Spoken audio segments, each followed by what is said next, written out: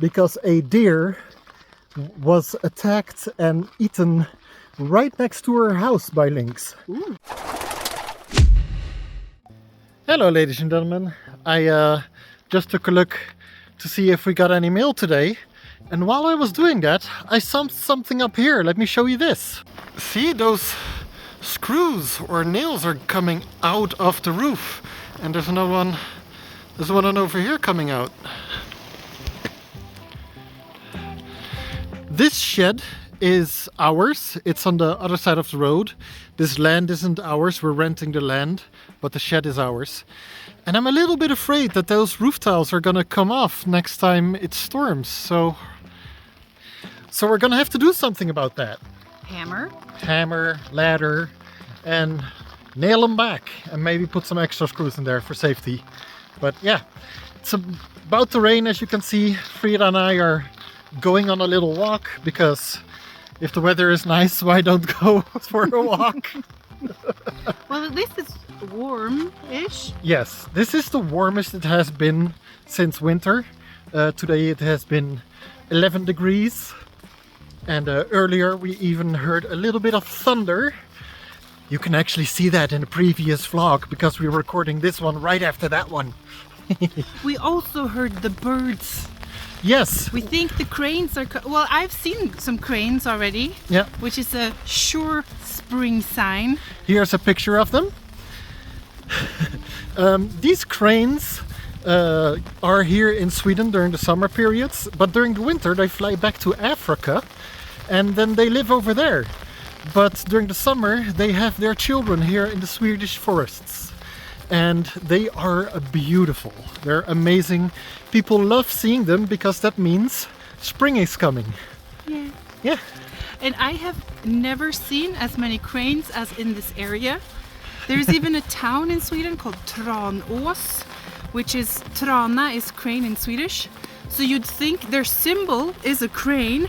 They have statues of it, but I don't think I've ever seen a crane in Tranås. Yeah. And I used to work there. Yeah. But here, they're everywhere. Yeah. On every field, you'll see. No, that's an exaggeration. But on many fields, you can see lovely pairs walking around. And they chilling out. I think they pair for life. I've heard about that. Yeah, but you'll see pairs of them walking on the fields, and if you are very lucky, I've seen it maybe twice in my 12 years here, but if you're very lucky, you can see them in the forest, not on a field, but in the forest, walking around with their little chick. And Ooh, those, I've never seen that. yeah, they have their chicks in the forests, not in the fields. And it is pretty cool because their chicks are so tall, slender and goofy, like they can barely walk. They go like, bleh, bleh. Like Great video. Great video. You can. My arms are, they're gonna just be all like, yeah, unbalanced and weird. Frida, do it. Frida. I've never seen them. Oh, okay. Well. Like this? Anyway. So yeah, if you see cranes or hear them here in Sweden, you know spring is coming. They're also very known for their dance.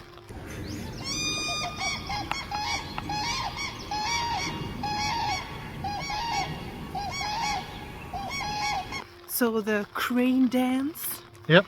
is something, can I say exotic? Or Yeah, I haven't really seen their dance. I have them. No. I've seen them shouting in each other's faces because they do that a lot. lovely, lovely. Like yes. they stand in the field like this and go, "Ah! Ah!" Let me see if I can find a video of that.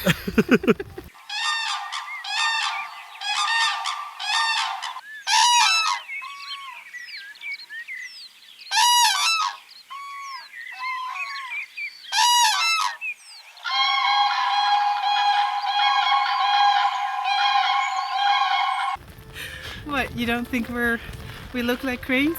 No, yeah. Yeah. You're just as beautiful, but you don't look like one. Thanks. My long neck, my feathery arms. Yes, your long beak. Yes. I don't know.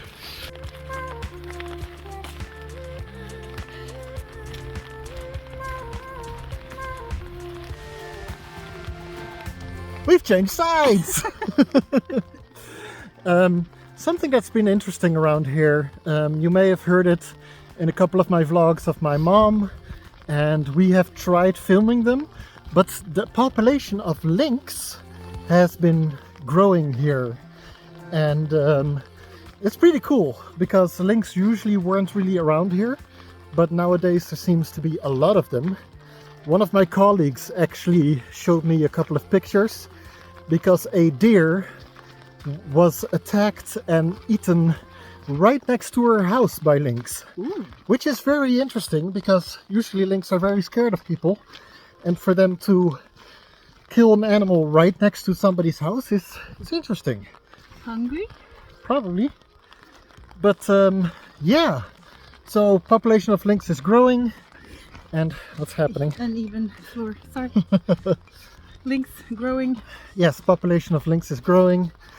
And that means that if you have cats here in Sweden that walk loose in the forest, or if you have dogs or any small other animal in your garden, you should maybe take some precautions, because you don't want your animals to be eaten, especially maybe your dog or cat.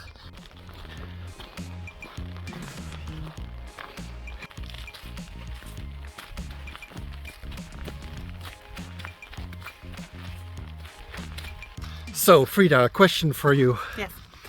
You have lived, Eller, we have lived together for a year now, and you have lived in this house in the forest for a little bit less than a year. Yeah. How does it feel living in the forest? Because Frida has lived in lots of places around the world, but not really like this in the middle of the forest, right? No. How is it? My concerns, my main concern moving here was the darkness in the winter. We do have a few with street lights outside, but it's, yeah, they end on one side and go a few meters on the other side, so Yeah, it's not a lot of light. I think it's a total of like 7 light poles or something. It's not that Yeah. much. And then you just go into darkness, and the darkness comes at 3 or 4 in the afternoon in the winters, so it's a lot of darkness. Yep. But it's been okay. Yeah? I haven't been that concerned, or not concerned. I've not been that bothered by it. So what was the concern about the darkness? Was it scary that it was dark, or what was? I mean, it is quite intimidating. Yeah. Just that void, that dark void Yeah. outside your door. Because when you're in a city, you know, there's street lights everywhere. You have the houses, they're lit up. There's, Yeah. you know, you can always see where you're going, but here you have to bring a flashlight Yeah. if you're gonna take a walk. Luckily she is, you know, I got someone with a lot of flashlights. Yeah. So yeah, it's a good interest here in the forest. yes. Yeah.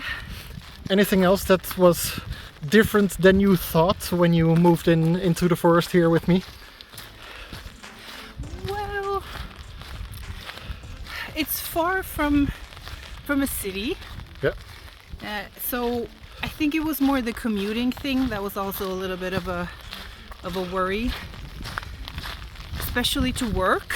But now I found a job that's just, you know, 15 minutes away from here that I really enjoy. So that's good.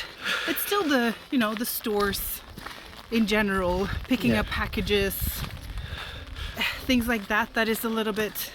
You need to be aware of the fact that there will be more gasoline usage. Yeah. And the fact that for- you have to plan when you go grocery shopping. Yeah, You can't just go, oh, I'm out of milk, let's go get some milk. No. You have to, really want milk in that case. yes. Or, you know, plan that you only shop once every 2 weeks or maybe even once a month. Yeah. So, yeah. I mean, we're not that far away from a city, but it's still, Well, it's not around the corner.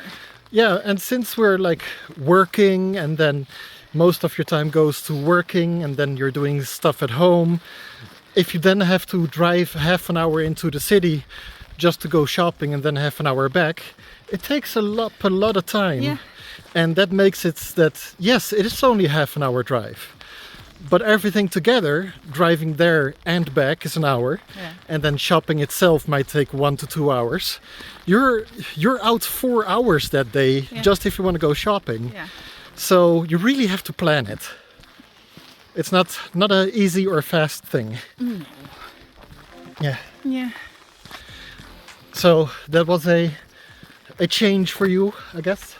Because where she lived first, the stores were like a 5-minute walk. Well, 10-minute walk, 3-minute drive. Yeah. But yeah, a lot closer. Yep. One of those things that you can just, because your job, you finish working, nothing's open. Yeah, exactly. And for me, I'm not passing by any stores on my way to and from work. Yep. So it's inconvenient that way. Exactly. But, good in other ways because the daily commute is shorter. Is there any big positives to being this far out away from everybody that you have experienced? I mean, in my last place I lived, in an apartment. I mean, in apartments, you're always having neighbors. There'll always be someone else out on the balcony. Yeah. It's never really that private. So this is a lot more free in that sense. Like, you don't have to be bothered by other people's choices. Yeah. Especially in music. And also one of her neighbors used to be a smoker. Well, I'm pretty sure she still is a smoker. Oh yeah. But But she was always on her balcony smoking. So Frida could usually not really have her windows or doors open, because the smoke would come inside. And that's something you don't have to deal with around here. Yeah. If you're not a smoker yourself, then smoke isn't really what you would choose when you just want the fresh air, How are you dealing with the silence around here compared Silence is fine. Yeah? Yeah. Yeah? I don't... That's lovely. Yeah? Yeah. Oh, good. Yeah. Also fresh air. Oh, yeah. Yeah, sometimes Frida just opens the door to the outside and you just hear her go like, Yeah. I mean, you can have nice air in the towns too. Yeah. But it's different. It's a little bit different. Yeah. And when you hear bird noises, it's usually not accompanied to car noises. Right. Like it's only the birds. Exactly.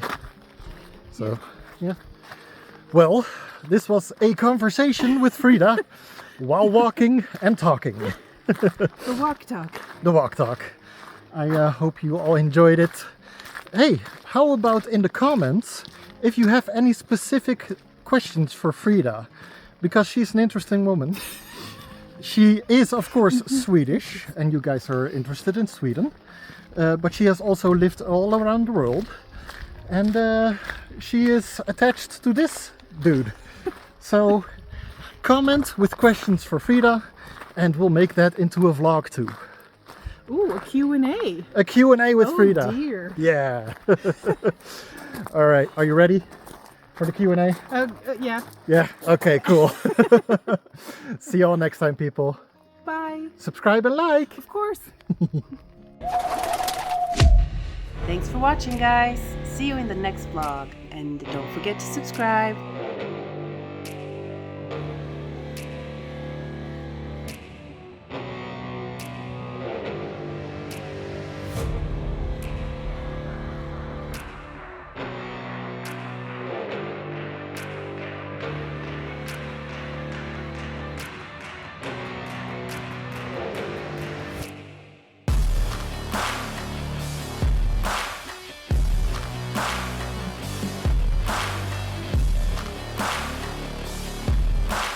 So don't miss a video, subscribe now, and I'll see you in the next episode.